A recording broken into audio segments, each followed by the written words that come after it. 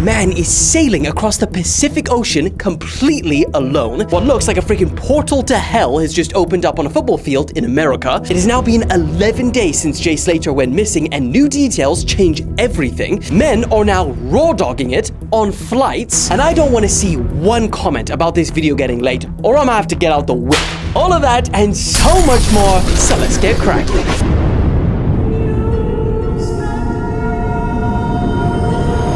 Okay, before we even start talking about what has been happening over the past few days, everyone, today is Alex the editor's birthday. Of course, I did not give him a day off because whippings, malnutrition, and slave labor is rife in the NEWSDADDY empire. But the next best thing I can do for him is to tell everyone to wish Alex the happiest of birthdays in the comments. Because honestly, Alex, these videos would be terrible without you. And I'm not just saying that. We all remember the one that I tried to do by myself.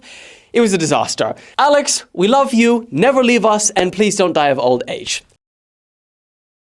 Let's get started. Now I want to kick today off with what just happened in Illinois. Seemingly out of nowhere, yesterday morning, a massive sinkhole opened up in the middle of this football field in Alton. It completely swallowed up a number of bleachers and this huge floodlight. I feel like there's a really good opportunity for like a good pun here.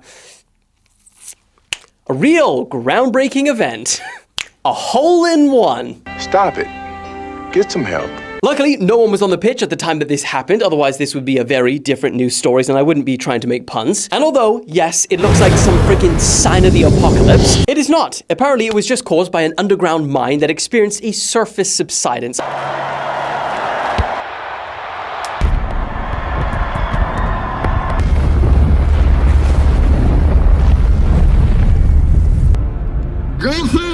This is the instrument of your liberation. So just very casual. Imagine if there were people there. Fortunately, no one in the mine was injured either.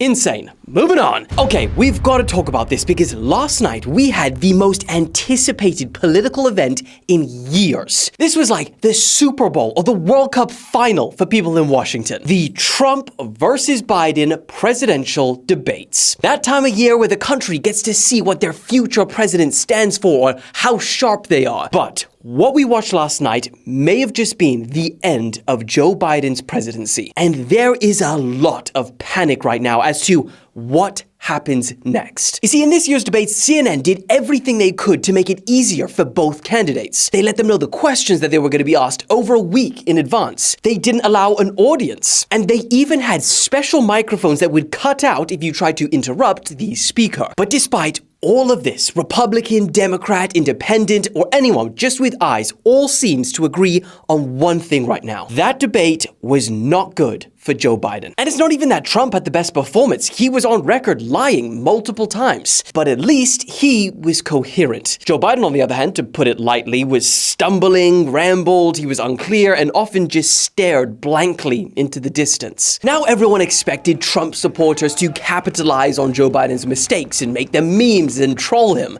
Even staunch Biden supporters are shell-shocked right now. When CNN, who are famously left-leaning, discussed it, they said, in the Democratic Party right now, there is a deep, wide, and very aggressive panic. Former Democratic special advisor to Obama said, "That was painful. I love Joe Biden. I work for Joe Biden. He didn't do well at all, but he had a test to meet tonight to restore confidence of the country and of the base.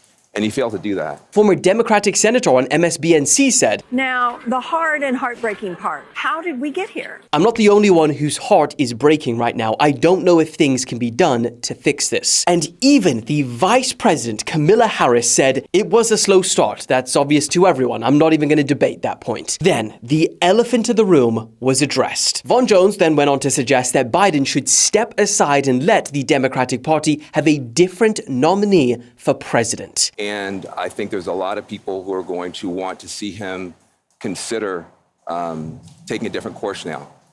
We're still far from our convention, and there is time for this party to figure out a different way forward if he will allow us to do that. That is massive, and it's a call that you are seeing more and more now. The press, as you can see by how they surrounded California's governor after the debate, anticipated this too. However, when they asked him, Gavin Newsom said that he would not be replacing Joe Biden in November. Are you going to be the next Democratic nominee? No, our nominee is Joe Biden. I'm looking forward to voting for him in November.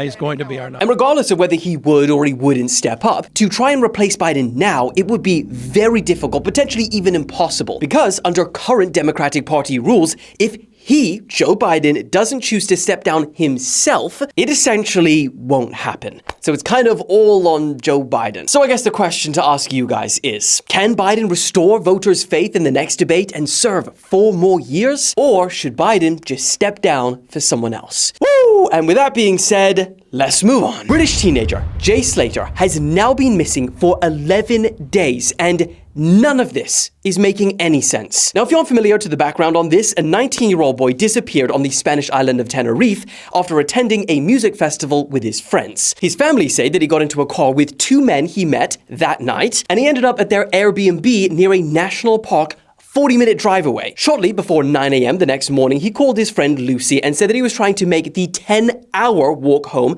back to their accommodation, but that he was thirsty and his phone was about to die. He managed to drop a pin showing his location right before the call cut, and he has not been heard of since. And in the first couple of days, everyone kind of thought, okay, he'll be found, surely, within a week. But 11 days have passed, and so many new details have come out that make this situation very strange. For starters, the island of Tenerife is relatively small, and so experts are now saying that if he had collapsed trying to walk back to his accommodation, which was the initial leading theory, at least one of their drones, their helicopters, their sniffer dogs, or the dozens of on-the-ground officers surely would have spotted him by now. Because their leading theory wasn't putting anything out, investigators have now shifted their focus to Jay's trouble with the law back in the UK to see if that could provide any new leads. And trouble with the law in the past would be putting it lightly. For example, in 2017, Jay and a group of his friends, who were only aged 13 at the time, were attacked by 3 Asian men who were said to have decided to take vigilante action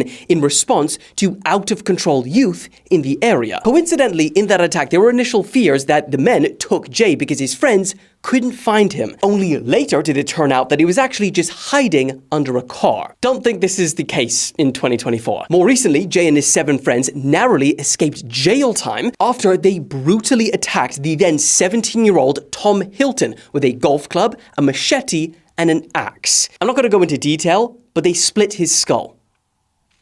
The victim, Tom Hilton, also appeared in the news last year after he was jailed for breaking into a property, stealing a car, and taking police on a 70-mile-per-hour chase through the streets of Lancashire.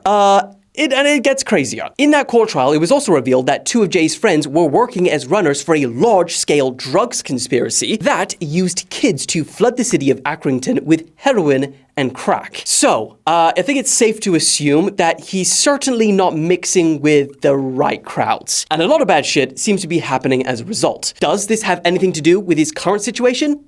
Cannot even speculate on that. Anyway, the 2 men that Jay went back with the night before he went missing were described as British, in their 30s and 40s, and they both returned back to the UK early, despite their Airbnb booked for 7 days. Now, they have been questioned by local police, but so far, nothing has really come from that lead. Which is strange, because you would think that, they would have a lot of information to tell. To make matters even more confusing, eyewitnesses say that they saw Jay the morning he went missing, walking at a fast pace in the opposite direction of where his accommodation was located, despite the bus only costing €1. The mayor of Tenerife then threw yet another troubling detail into the mix, because he said that several locals reported seeing Jay safely watching the Euros at a bar. Now, if true, slightly disturbing, but police have not confirmed any of those sightings yet. So again, we don't really know. And because of just not really knowing anything, as with cases like this that make no sense, social media have lit up with speculation. Rumors like him staging his own disappearance to escape drug debt, or that his family and friends are somehow involved in all of this. And it gets so much worse. And I can tell you, covering multiple cases like this in the past, authorities always say that speculation like this negatively impacts the case, and often are very harmful to the missing person's loved ones. So I do not condone any of the speculation. Either way, as of right now, the search for Jay continues, so I will keep you guys updated. Okay, now if you thought that one was crazy, let me introduce you to the man that has decided to sail across the Pacific Ocean. Do you know how big the Pacific Ocean is? Completely alone. And he's headed here to French Polynesia, one of the most isolated islands in the world. You see, about a month ago, Luke decided to quit his job as a middle school music teacher and sail from Baja, Mexico to Nukuhiva. So he saved up a bit of money, stocked up on a bunch of food, and of course, prepared to bloody fish. However, issues immediately arrived on day 2. The wind disappeared for 4 days, leaving him to drift right back to where he started each day. Yes, he's relying on the wind for the entire journey. Kind of terrifying. Oh, and to make matters worse, birds kept on shitting on his solar panels, so it wouldn't charge his batteries. But he did kind of get revenge a couple of days later when he accidentally caught one of them instead of a fish. R.I.P. bird. Shouldn't have shit on our solar panels. On day 16, the problems continued when his Starlink fell overboard.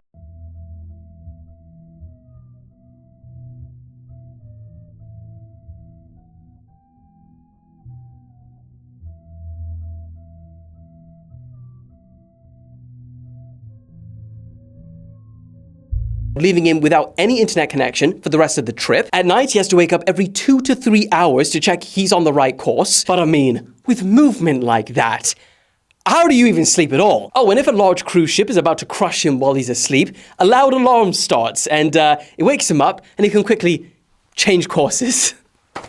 His sail ripped on day 19, fantastic. On day 20, he said that his mental health really took a hit. He said being alone for that long is like years of therapy in 1 month, and it changed his entire perspective on life. I mean, years of therapy seems kind of like the easier option, but now let's talk about him nearly dying, because I shouldn't laugh, but the closest that he's got to sinking was when a massive whale came up and he was heading right towards it. Now, when he told me this, because I reached out to him asking him all of these details, I kind of was hearing that and I was like, why does that really matter? Like, are you scared for the whale? Like, you're gonna hit the whale and that's a problem? But no, apparently, if you are in a sailboat and you hit a whale, it would sink your boat in about 30 minutes. And he said that many boats have been sunk due to hitting whales in the past. So you learn something new. Anyway, he said that he quickly ran to the front of the boat and just started screaming, and by sheer luck, it moved just in time. I mean, sinking in the middle of the Pacific Ocean would not be ideal for the following reasons. He has this distress signal device, right? And if he presses it,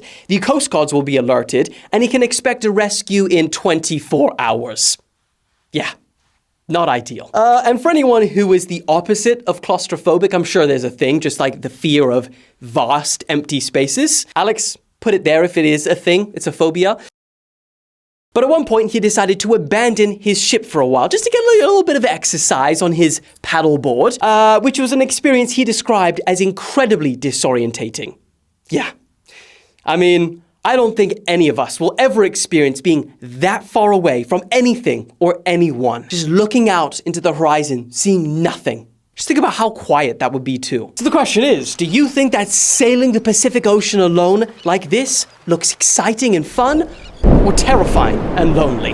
Let me know. But moving on, because talking about terrifying, this is the prison of the future where criminals would serve their entire sentence in less than 2 minutes. It's called Cognify, and the concept is meant to revolutionize the criminal justice system by using a device to synthetically implant AI-generated memories into the prisoner's brain. If I hear freaking AI anything anymore, I'm about to lose my shit. This concept was created because the criminal justice system currently has one major problem. Chucking a criminal into a cell, as studies have shown, does not reduce the chance of them reoffending once they are released. So, realistically, the only way that we're lowering crime is by keeping these people off the streets. But keeping people off the streets is not cheap, costing you, the taxpayer, up to $3 million for just one inmate's life sentence. So that's why scientist Hashim Al-Gaili came up with Cognify, because it could be a solution. Firstly, the implant would target specific parts of the brain responsible for reasoning, memory, and logical thinking. Now, the intensity and type of memories can be adjusted depending on the crime. For example, violent offenders could relive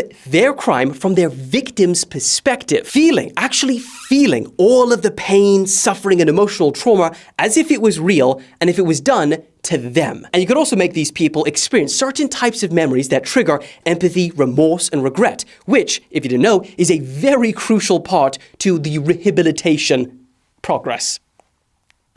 Inside the criminals' minds, time would also pass differently too. 60 seconds for us in the real world could feel like 20 years for them. The scientists who created this concept argued by replacing long prison sentences with brief, intensive rehabilitation, if that's what you'd like to call it, not only would you avoid the high costs of housing millions of criminals, but you'd actually rehabilitate them effectively. And you could reintegrate them back into society and they could join the workforce and contribute to the economy, etc., etc. So the question is, if this comes in 10 years, do you think it would be a better idea for the criminal justice system?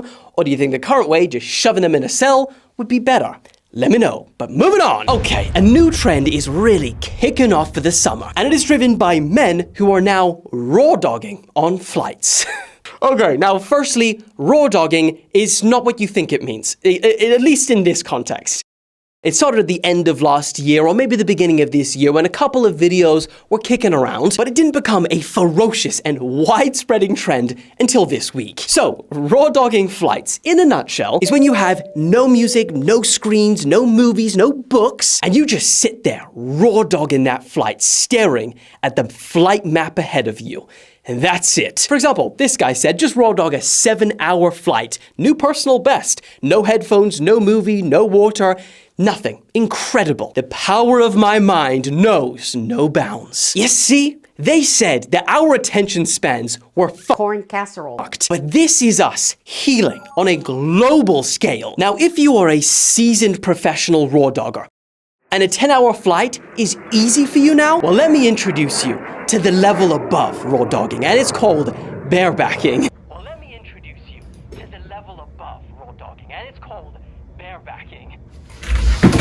And warning, because the following is only for the extremely experienced raw dogger, so attempt at your own risk. Barebacking a flight is not only when you sit there without any movies, music, books, but you also turn off the maps. That counts as entertainment. You have to be staring at a completely black screen or the chair in front of you. Your belt must remain fully buckled, your seat fully upright. You are not allowed to eat, you are not allowed to take a sip of water, and you're not even allowed to go to the bathroom. You just sit there and bareback that entire flight. I told you, barebacking a flight could mean your life. Now, before I get anyone killed, let's move on. Okay, but before we get to our last story, let me get into these seasonal whippings. So, the last video got 102,000 views, but only 3.4 thousand people liked it. And 866 people commented. Alex, put the likers and the commenters in the I love you camp. You are the best. I love you. But for everyone else, put them here. This is what happens when you do not like and comment on the video.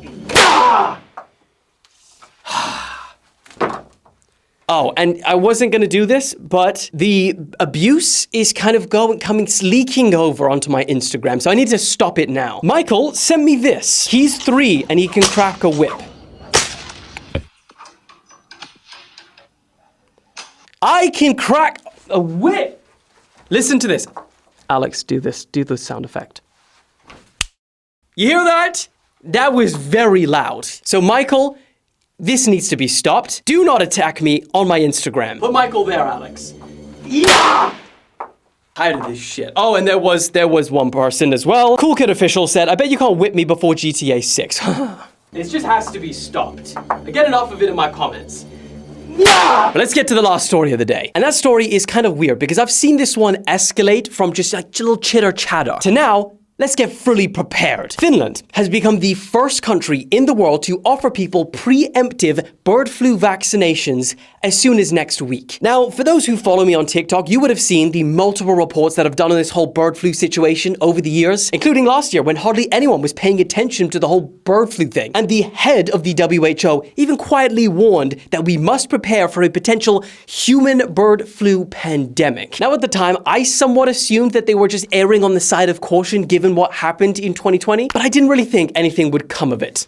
Until now. At the beginning of this month, the EU signed a contract to secure over 40 million doses of preventative avian flu vaccines for 15 countries. And then today, we heard that the first shipments are already heading to Finland. And it's not just the EU, because the United States, Canada, and Britain are also in the process of securing preventative vaccine doses as well. I mean, as someone who's in the news sphere, it kind of feels like my responsibility to just add some context and calm things down. You know, for everyone that hears this and is like, oh shit, fear. They're preparing for something big. So the other side to that would be probably not. As of right now, there has been no confirmed human-to-human transfers of the virus. And that is a very crucial component of a pandemic. So the risk of a global pandemic with this right now is extremely low. But as you could tell, I'm getting to the end of my ropes. And I am very, very much done for the day. I'm lightheaded, I'm very hungry, and what the hell is in my pocket?